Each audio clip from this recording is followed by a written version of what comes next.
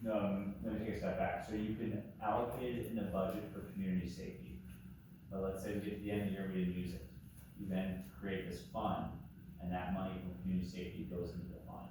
Because you have the money, you tax the district. So that's what I'm trying to say, is you can build that in, so long as you don't have to go increase the tax goal. Yeah, but this, for 2026, we'd be looking at increasing the tax rate. Sure. I mean, how much of a deficit are you willing to run per year? Let's safety work,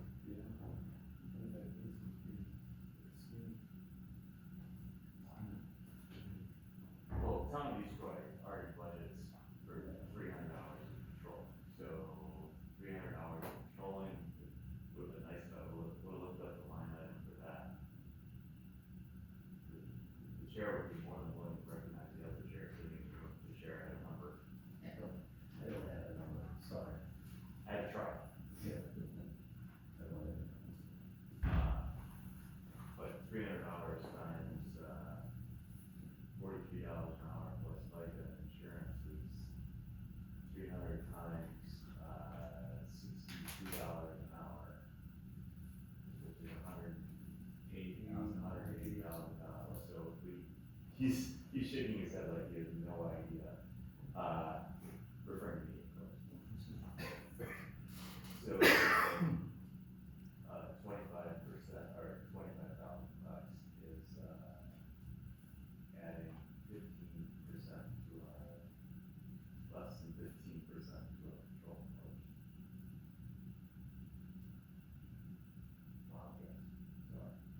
Better make it 50. But I recognize the chair, that's, Plus you get the 53% back, right from the DNR. So a little goes a long way a lot of times, so I'm not saying I wouldn't love to have 50 grand dedicated to local patrol, but I'm just saying we have to look at the plan and see what makes sense. And the community service officer type of thing, he was talking like $20 an hour or something, and it's not a full-time position.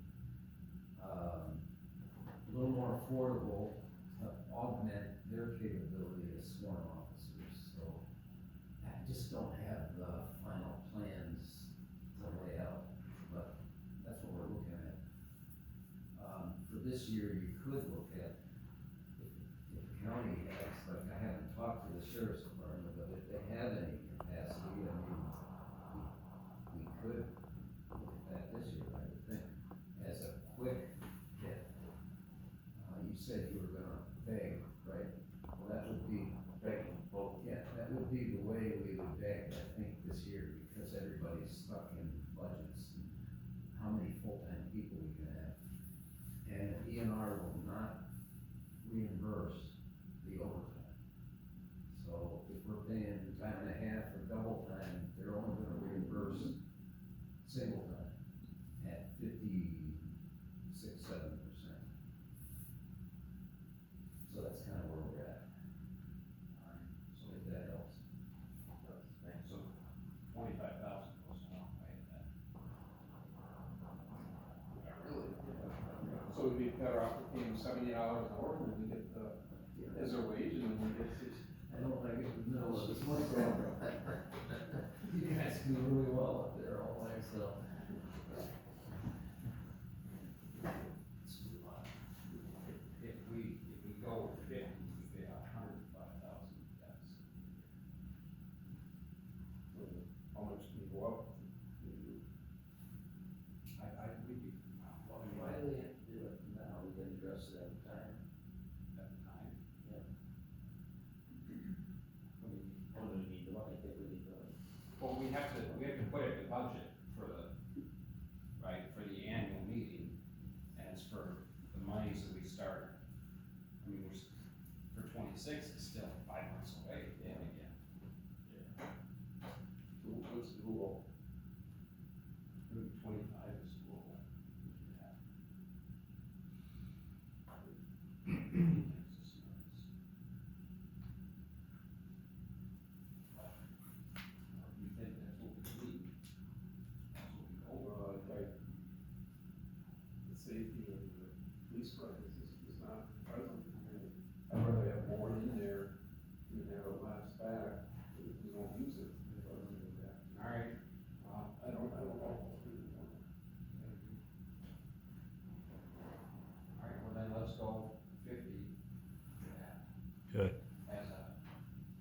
set aside, that doesn't mean we're gonna spend all of it, like all our items, we won't necessarily spend it. And we probably have to increase our tax revenue some more. So maybe a 15% increase in tax revenue. Chris, do you know where the limit is? I just don't know off the top of my head. I'm guessing we're not getting there. How much can go up? Yeah, I think we can go 2%, Yeah, 2.5%. which is like $15 million or something absurd. If I can just say one more thing, so I see on there this line for contribution A and LT, no issue with that. If we are expecting other contributions to, as statute talks about, conservation groups or nonprofits, we should just list it as like generalized line item, so contributions to nonprofits. Protect like Beulah for the fish. Stuff like that, it's just good to have that in the budget, clean up, so Yeah, if that's what that is, let's just make it more general, and then make sure all potential donations that we know about are in that budget line item. so you're suggesting we have a We- line that's just contributions to Nonprofits and nonprofits? for conservation.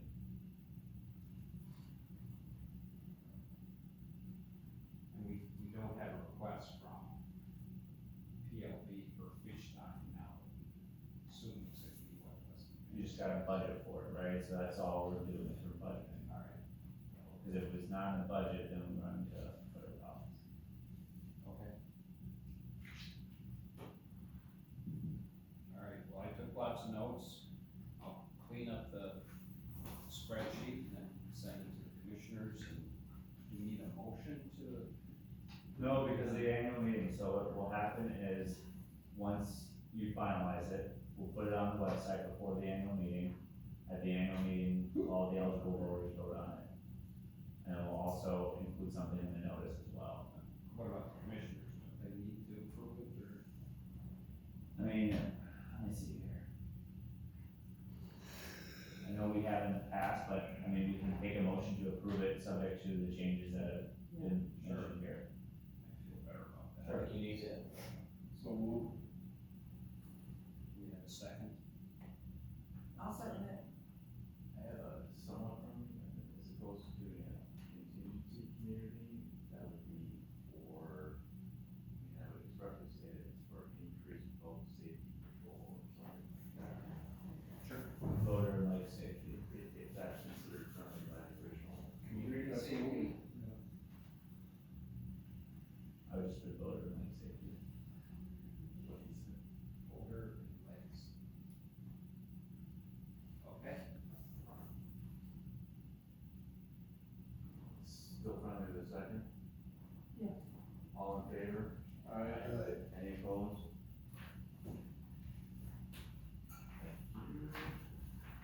Oh no, you're not done yet. Yeah. You're Have not. you found the Oh. auditor yet? I'd like to use our auditor we used last year, Mr. Barron, who's a purchasing manager at the company and repairing. So he did it last year, as we were going, so our books are all on, our books online now. So I recommend Mr. Barron. Any motion to that? Yes. So move. Is there a second? Second. All in favor of nominating Mr. Barron? As aye? Any opposed? There's none, that passes. All right. I think we're up to form a nominating committee. Two commissioners' terms are up, that being my term and the term of Commissioner Tynick.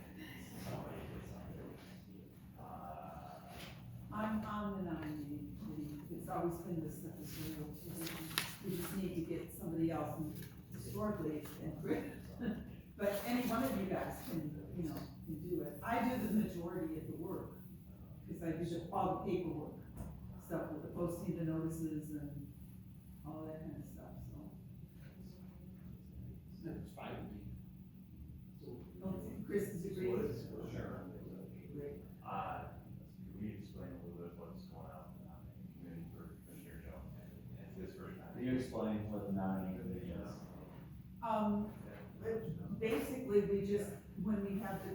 commissioners' terms that are up, we have to go through the process of requesting nominations. Okay. So it has to be like, publicly posted, asking for the nominations, and then we, if you're willing You to can't, serve. you can't shut the door. That's also nice.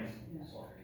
If you're willing, if the person is willing to serve on, on the board, we have to have a letter stating that, and then the person has to submit 3 riparian owners that are endorsing the candidate. I just got And that it. has to be given at a certain, deadline, and right now we're asking for, August 15th would be the deadline for submissions and so forth and that, so. No, I was just curious because there was somebody that asked me about it, so I just didn't know exactly. Yeah, and we posted on it in all of our public posting places, like, it'll be, on the town here, the lobby bulletin board. We do it on the fire department bulletin board, and of course on our website, which is the main place where we want people to go to access all of the information for the, management district. So, So to that end, I don't think up to this point we had a nomination form, so I created one. I think I left it to most of you up there. I will make sure staff gets that. In addition, for any motion to approve this nominating committee, I recommend that you also, and I'll explain why, that you nominate anybody who turns in their nomination paperwork, sufficiently by the deadline. The reason being is the current bylaws say all nomination paperwork has to normally be turned in 30 days prior to the annual meeting. Annual meeting's August 25th, there's 31 days in July, I believe, so that puts us at July 26th as a turn date. But we haven't posted it yet. The end around is the bylaws also allow the board to nominate candidates. So you can essentially tonight nominate anybody that would turn in their paperwork by the posted deadline, sufficient with their consent and 3 riparian owners. So, What is the actual deadline? the deadline for non-board appointed nominees would be July 26th. And then the 10-day advance is for what? There is no 10-day advance right now. I'll talk about that when we go through the bylaw changes, but right now, you'd have to submit in order to be considered a nominated candidate 30 days prior to the annual meeting date.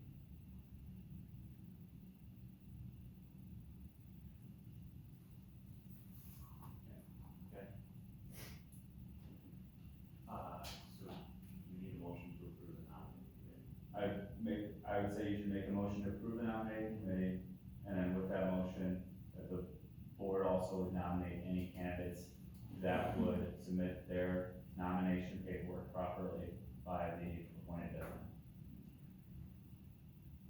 And the appointed deadline would be, I think, which Johnson had mentioned, when she's gonna post it, it'd be August 18th, I think, you selected? well, that's how we used to, I was doing it like how we've done it, in the past, but now we've changed, this August 15th thing. Now, I can We tell can pick you, whatever date we want, yeah, but I know Val had previously, in her planning, had picked a date either August 15th or August 18th. yeah, part of it was the rules that I was always told to follow, was that it had to be in the newspapers. It's like two weeks, but it's like 3 weeks before the annual meeting, or the cutoff date, and that 3rd week was the deadline date, and that gives, depending on how many candidates we give, that gives Lisa and I, we have to verify that the submission is really a riparian owner, and that the endorsements are legitimate riparian owners. But we can do this August 15th thing that you're talking about, I think. Yeah, so here's where a few wires get crossed, right? So, to have an annual meeting, you have to have an agenda, we have to notice it. You can either mail it 14 days in advance, or you can do a class 2 notice, which is 2 weeks notice in the newspaper, published. I think we're going the published route, because I think the cost of postage exceeds the cost of posting.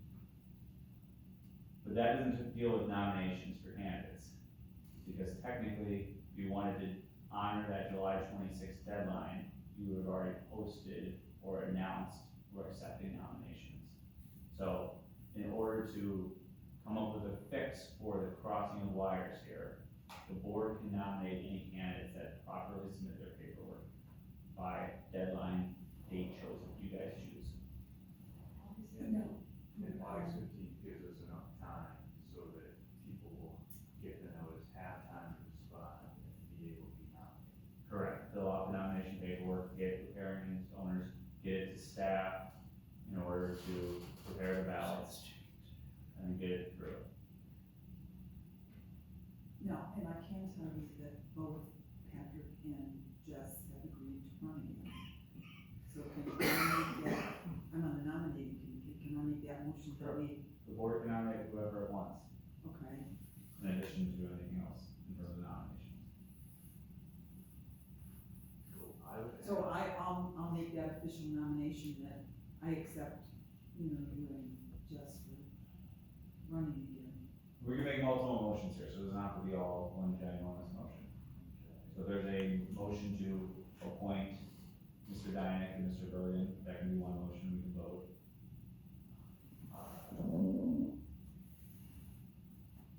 Okay, we can, So I think that's what Ms. Johnson made. okay, then, Right, that's your motion is to Yeah, I- appoint. Your word, yeah. Yes, I'll second that we set their desires from the board. okay, all in favor, or any discussion? All in favor? Aye. Any opposed? Okay, and then second, we need to appoint, maybe we should appoint the nominating committee first. It doesn't matter. Doesn't matter. I would entertain a motion to appoint Commissioner Kubitschek and Commissioner Johnson to the nominating committee. So move. Is there a second? Second. Any discussion? All in favor? Any opposed? That motion carries. I would also entertain a motion to accept, to accept the nominations and have this board nominate anyone for election who submits their paperwork, in a form acceptable to the nominating committee, by August 15th, 2025 sounds good. 2025. Would anybody be willing to make that motion? So move. Is there a second? Second. All in favor? Aye. Any opposed? That motion also carries. Did I get that mostly correct? Yep. Alright. And do we have to do something in the future to get out a notice earlier? We'll talk about that when we go through the bylaws. Yeah. Okay, let's do it.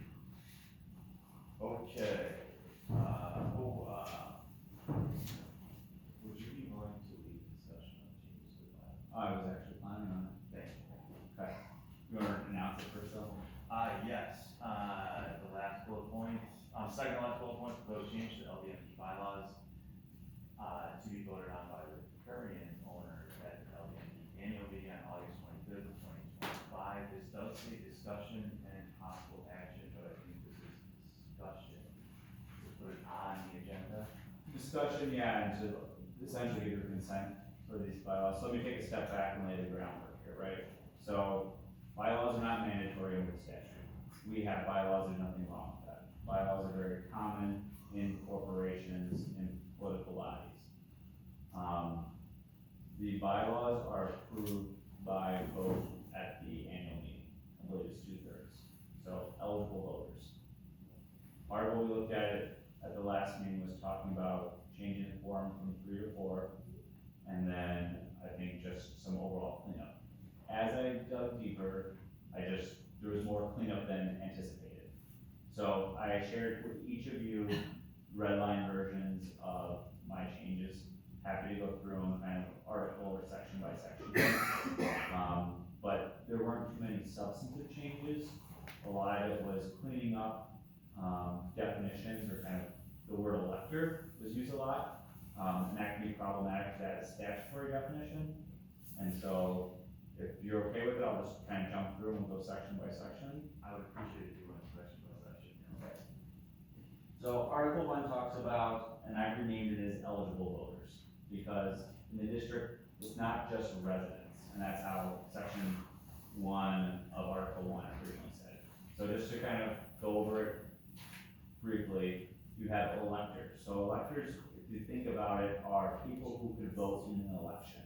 So if you have a, family member or somebody living with you, then they're not a titled owner, but they are eligible to vote, so they're over 18, they're registered, they live there as a residence, they can actually vote at our annual meeting. So they're what we're calling an elector. In addition, it allows for resident property owners. So if you own property but you live in Illinois or another state, you can vote. If you're on the tax roll, you can vote. If there's a trust, the trust can appoint a designee to vote. So that's the different classes of voters, yes. How about if you're married, you're a non-resident who's married to a person whose name is on the tax roll? So are you on title? So these scenarios come up. Right, that's why. So, and I talked to some other of the district, property owners about this. There's not, I can't go through every scenario and plan for it, right? So what do we go through? We go through, are you on the tax roll? Yes or no? We will have the tax roll at the annual meeting. You've had that in the past. If you're not, are you on title? Meaning, are you a title owner on a deed? Yes or no? And we've had a form for people to fill out for that. So if you are, let's say, a spouse who's non-resident, who's not on title, not on the tax roll, I would actually say, I need to look at it, but no, you don't need to vote. So you don't fall in one of these buckets. So think about it as buckets. But we've dealt with this in the past. There's questions about multiple voting. You cannot multiple vote. There's a caveat. If you have more than one LLC or trust, for example, that owns different land, you could be the designee for each entity. So if I in my name own 2 pieces of land, I only get 1 vote. But if LLC 1 owns 1 piece of property, and LLC 2 owns a piece of property, and I'm the designated representative for both LLCs, I get 2 votes. Once again, I will be there at the annual meeting to go through these issues. We can talk a little bit about how we want to run it for ballots, whether we give out ballots right away, or whether we hold out a couple ideas on how to navigate this too. But we do have forms for this from past meetings. So that's all Article 1, was just cleaning up, identifying who is eligible to vote. Then Article 2 talks about voting. Really, I just kind of clean this up and just change some of the verbiage, so there's not a substantive change there in Article 2. Article 3 covers annual meetings and budget hearings. Section 3 is probably where the most edits were. We'll take a step back. Section 2 talks about notice. So that mimics what the statute says, but I changed some of the wording, so that way, depending on how it is, we might not know who the candidates running are, so I remove that and just say, we would announce what open positions there are. But with that, we can post separately accepting nominations, and that's where if you go to section 3, I changed the 30 days before the annual meeting to 10 days. That way, some of our planning happens in July, we don't run too close to the annual meeting. So the idea would be that we would post for the meeting, we'd post for nominations, and that as long as they're in 10 days prior to the annual meeting, you can be considered nominated. So we don't have to do this weird technicality where the board pre-appoints. So that's what is going on in sections 2 and 3 of Article 3 there, with the changes. So we don't have a situation where we are essentially nominating everyone who's running. Everyone who would attend, yeah. Essentially, we allow a normal nomination process with enough time so we don't have to post, say, in June, when the annual meeting is until August. Not many other changes on the remaining parts of Article 3. Not many changes in Article 4. Sometimes the red line just changed by the font.